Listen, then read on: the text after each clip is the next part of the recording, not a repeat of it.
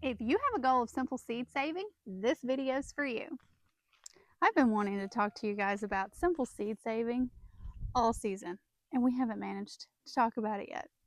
So, walking through the garden, and it reminded me that there are so many things that will self-seed and that are super simple to gather seed from. So, let's chat about it.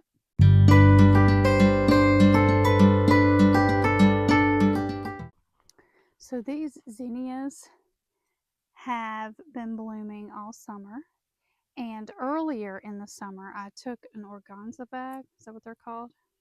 These little cinch bags, and I stuck it over one that I really liked the way that it looked, the petals and the color and everything, to save seed from it. Now, while I do understand that it's openly pollinated and that the potential of it being exact isn't as high as if you were in a closed pollination situation, I do like the idea, though, of still being able to save the seeds.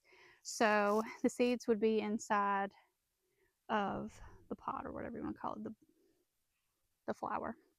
And I could attempt labeling it with a specific color, but it's not really ideal for me because, like I said, it's probably not going to come back identical. For example, I had some zinnias down in the back that I planted beside the in-ground garden that I had gotten a head off of from a friend. She had these really pretty white zinnias. And so I got this head off of it and I saved the seeds, and I know for a fact that that's where that came from, and I sowed them. Now remember, they're open pollinated. They came up and I had pink, purple, and later on into the summer, finally a few white ones. So it's just one of those things where it's not going to be exact, but it's fun to save your own seeds and to see what you can come up with. Next up, we're going to look at this celosia. So this is one of those things.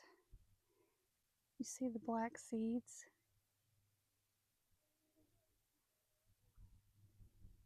There we go.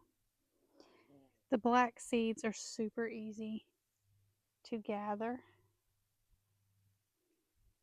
and you will have just oodles of these that come from one head of celosia and really easily self-seed themselves for the next year. So yeah, I could gather a bunch of these from here or rely on them self-seeding for next year. But I have saved a bunch of these for some friends.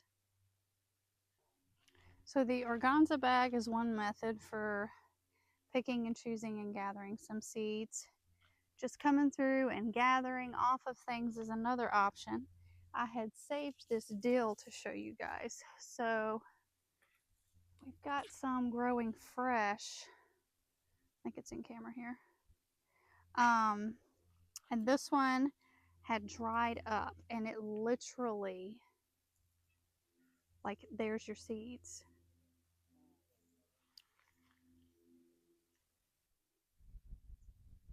Super easy to save these dill seeds. We did this last year, and I can testify to successful germination. And if you've been following along this summer, you know self-seeding is definitely a thing because most of these flowers self-seeded from last year. The ones that are not inside of boxes just came and did their own thing. And I was so glad because the Gumfrina, these that I sowed, didn't come up in the greenhouse. Just a couple of them did.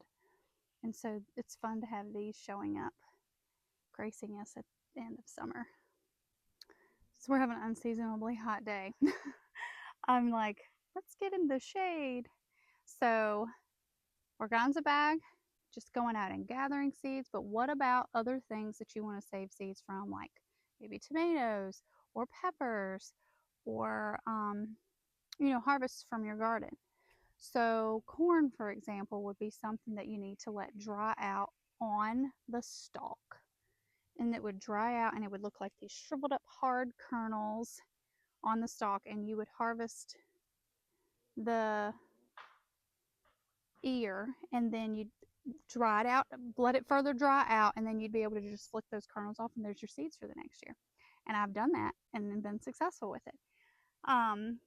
You can take a pepper, which is pretty simple because you can totally see your seeds on the inside. They don't have a casing on them, and you can save your pepper seeds.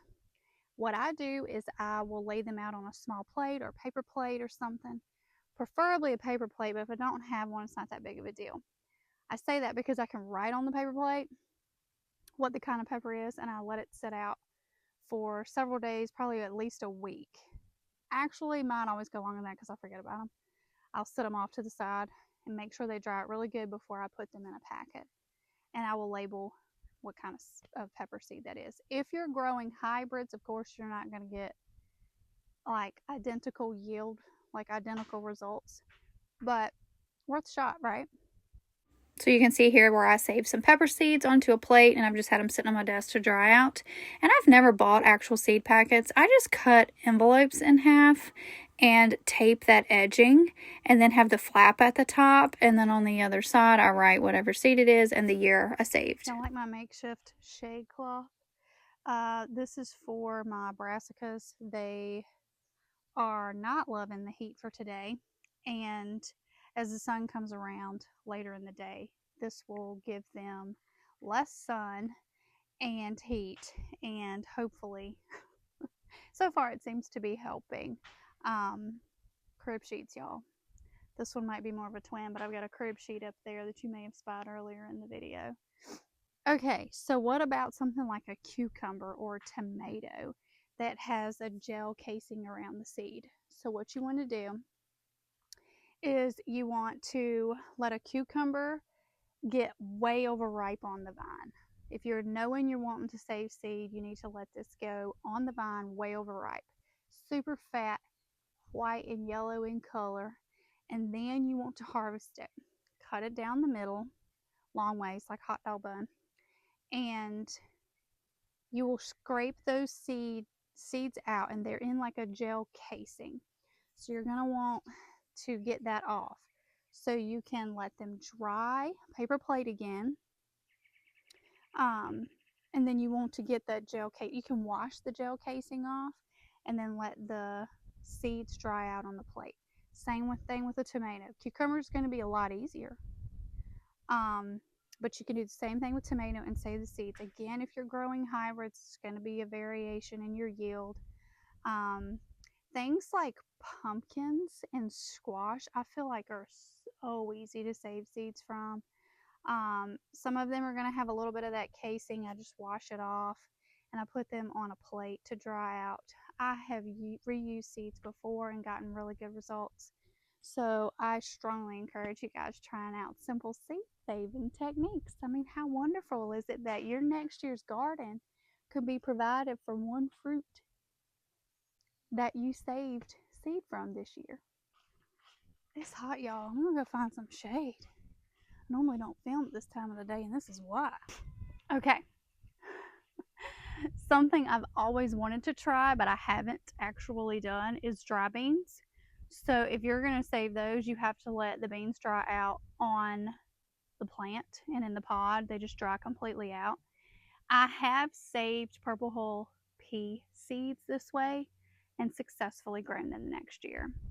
But I keep saying that I'm going to grow dry beans and have dried beans to eat for the pantry, but to also have continual seed year after year. If you've tried that, I'd love to hear from you. The process for that can be done in different methods, but one of the simpler ways that I have seen, where you don't have like crazy equipment, is to harvest the dried bean pods, put them in a pillowcase, and slap them around, and it separates the beans from the pods. Part of me looks at that and thinks that it's an incredibly simple therapeutic process, and the other part of me is like, dude, that's gonna take a lot. So with that being said, I've always got goals and aspirations to do more with seed saving and to try new things, and I hope that you can be encouraged to do that too. we definitely probably really should be more intentional with it, because I'm always thinking about what if we didn't have access to certain things, seeds being one of those things. And I'm like, what would you do if you couldn't get the seeds you needed to grow the things you needed to grow? Just food for thought.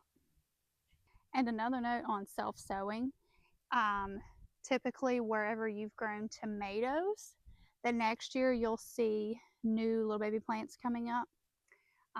So if that's something that you like really want to happen, you can be intentional on where you're planting these things, whether or not you're like disturbing that soil, and then you'd have volunteers coming the next year. I have also had that happen with your squashes, so like especially pumpkins. Have you ever thrown out a rotten pumpkin off of the edge of the porch or over in the corner of the field, and then the next year there's pumpkin vines everywhere? So if you're like into like lazy gardening, you could throw out your items wherever you want it coming up next year. And then you may have some things turn out. It's not a guarantee, obviously, but it's just a thought that has definitely seemed to ring true for a lot of things. Because last year we threw out some rotten potatoes over in the pit where we grow the paste tomatoes and totally had potato plants come up. And the other day, Tanner went and dug up his potatoes, thought he was like on cloud nine, just the grandest little thing, because he had done dug up some potatoes and he was out here pretending on the fire pit, wasn't even lit, that he was going to cook up his potatoes that totally grew from rotten potatoes I threw out from last year. Which also gets me in my thoughts of how much are we wasting that would be so beneficial. So beneficial, not just for feeding people, but for growing the next year. And another thing that I noticed, we were talking about the dill, it self-seeded a lot from last year.